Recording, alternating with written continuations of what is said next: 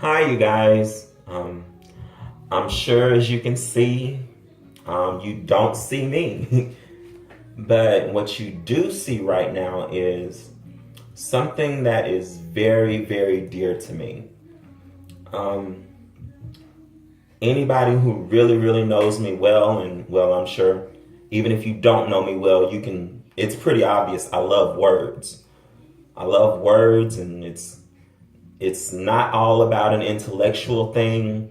It's even though I don't make my living in music, when something is ingrained for you for more than 2 decades, it never really 100% goes away. And most of the reason why I love words so much is because of the music that they provide.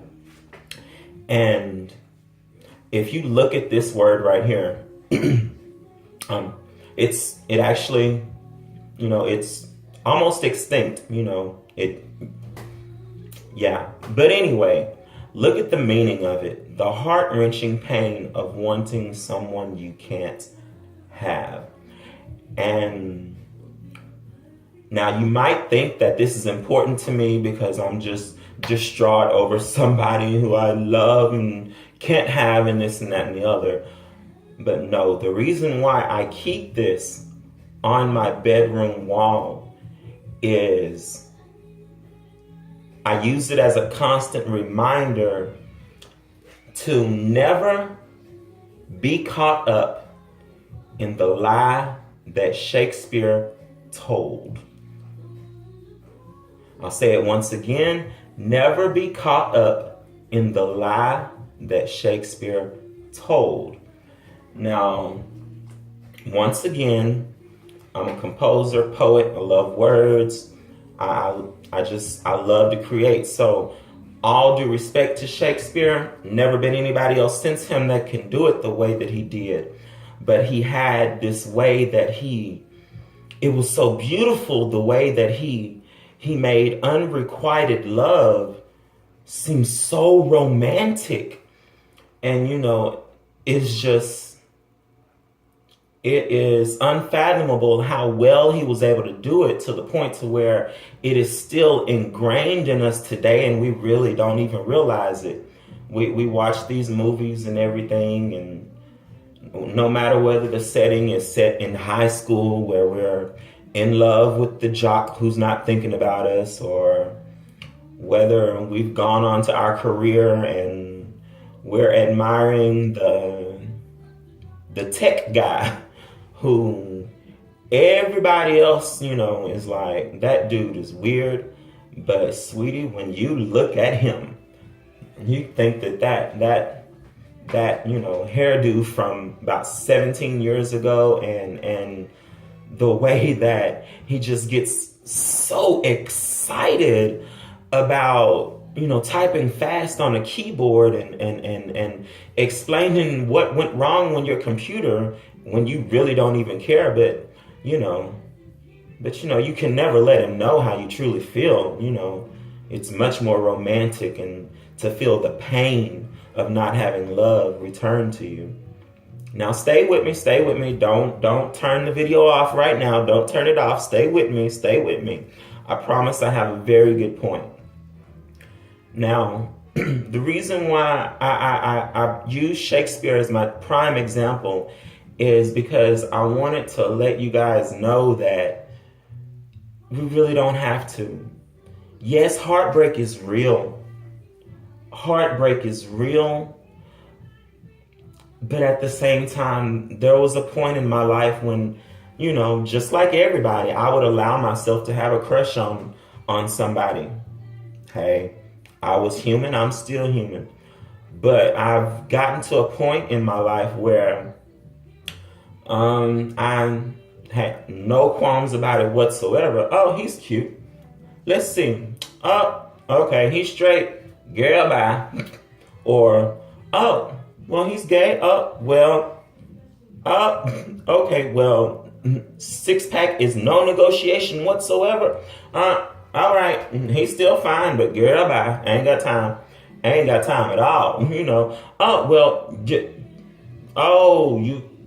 you feel so insecure that you have to make sure that I am, John Wayne at all times to make you feel comfortable, Well, if you so daggone caught up in being more macho than Vin Diesel at all points in time, yeah, bye. I ain't got time for that.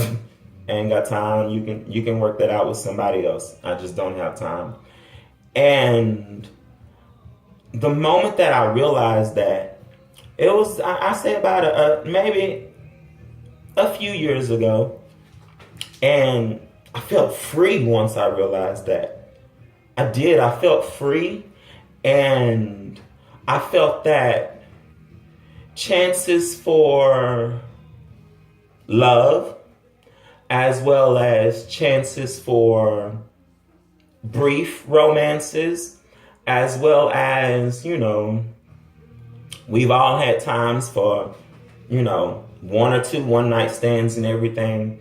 And even something as simple as, good conversation. Even if at the end of that conversation, you both realize, even if not at the end, what if it's 2 minutes into the conversation, you both realize, yeah, this ain't gonna work out. This is not gonna work out.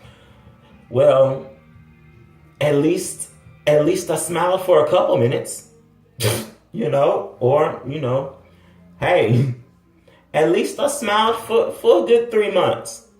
At least I was walking on sunshine, for a few hours, I mean, every piece of happiness that you can get, people, grab it.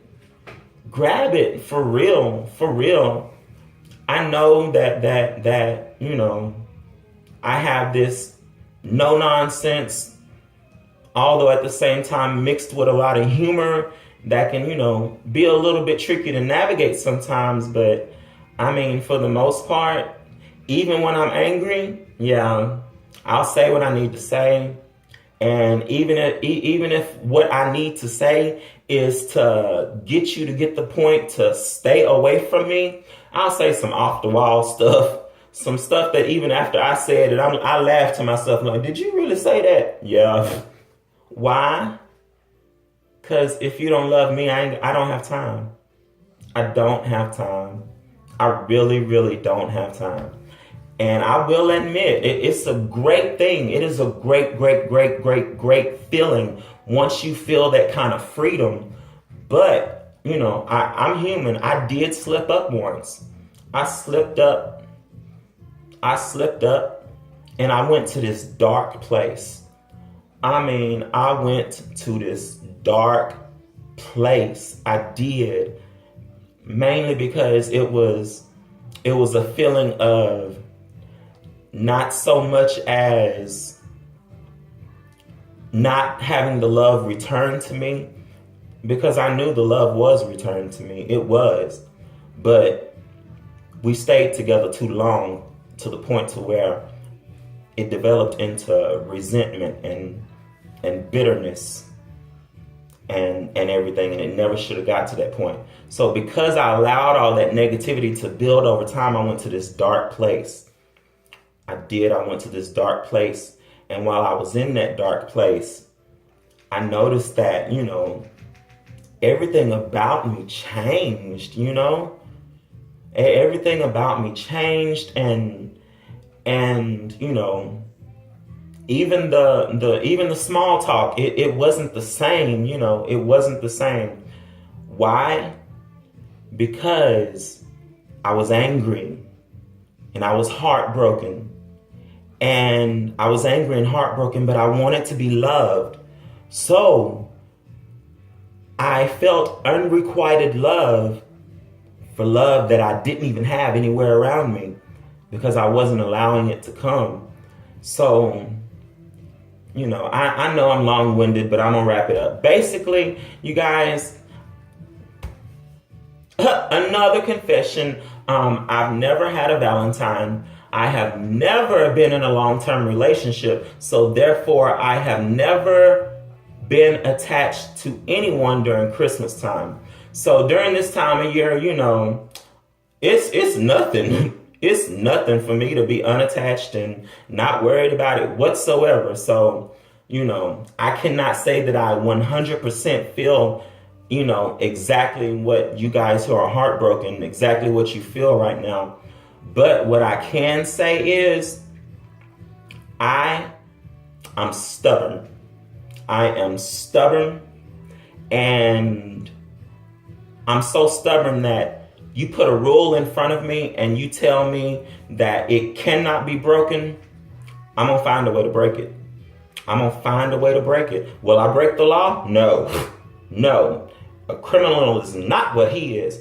But rules, I don't like to be confined, and when I'm confined is when that lion inside of me comes out roaring and a swinging. So anyway, again, I say that to encourage you guys to not let a calendar define how happy you are.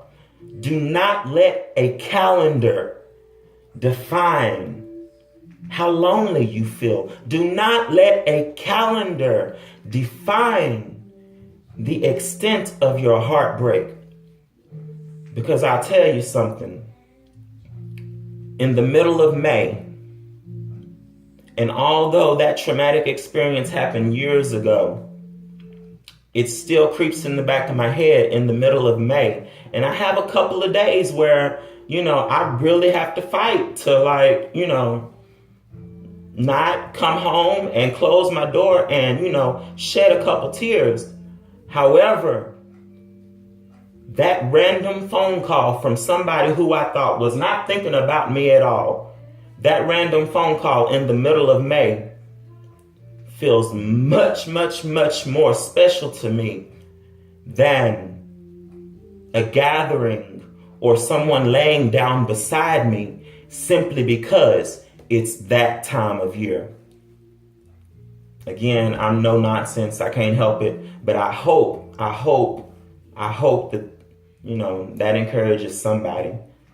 Because you guys, it breaks my heart. It breaks my heart to see you guys being heartbroken. I can't stand it. I can't stand it. And I don't want you guys to go through that. And when all else fails, sweetie, all you need to do is turn on Bette Midler. Yes, I said the divine Miss M. Turn on Bette Midler and listen to her classic, The Rose. Do that now. And sweetie, may you smile for the rest of your life. I love y'all.